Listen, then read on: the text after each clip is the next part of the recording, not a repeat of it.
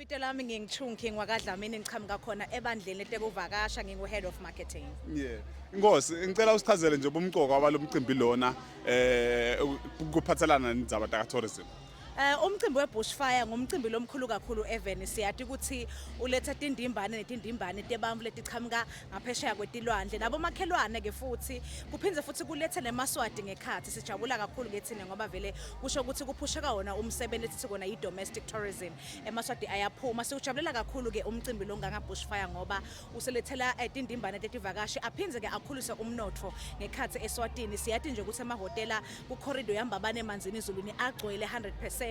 Kuphindze ke kukhulise busuku bekulala ngekhathi eSwatini njengoba sathi ukuthi umkhombandlela wethu uthi asikhulise busuku bantfu labantu abspenda eSwatini. Sibonile ke abantu bangena emagedeni kusukela ngalesine sawubona nama partners ethu angena iDurban Tourism neMpumalanga. Kusijabulisa kakhulu nje kusho ukuthi nakuphela le weekend lena kusho ukuthi umnotho wakangwane utabe ukhulile. Kusijabulisa kakhulu ngoba vele umkhombandlela wethu uthi asikhulise tinombolo tebantfu labangena ngekhathi eSwatini.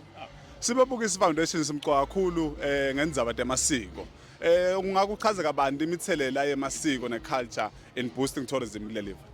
Vele temasiko nje sigabisa ngato kakhulu vele njengoba ubona nje ngemuva kwami sikanekisile lana sinemuti wesiswati sitofundzisa abantu ukuthi uma ngabe ufuna kuvunula uvunula kanjani, i-evolution of culture yaqala kuphi. Siphindze ke sendise abantu ukuthi abataste ukudla kwesintfu njengoba sathi ukuthi sigabe ngemasiko futhi nekudla kwethu asifuni ukuthi kusibalekele njengoba ubona ngemuva siyathengisa nemahiya abantu ke batesta kudla mahala labafuna kufunza kusila labafuna kufunza kukhobola ngiko sibekele umuntu wesiswati ukuthi sekukhona konke kepha emasiko asingawalahli ngiko sikanekisile ke thine ke vele emasiko sihambisa wona embili uma singekhathi eSwatini solo sithi emaswati akaqhubeke abadi ukuthi babobani nebuve bawo noma siphumela ke ngaphandle siphindze futhi simakethe live la kangwane kwekucala vele lokuhamba kakhulu embili kunako konke ngemasiko ethu.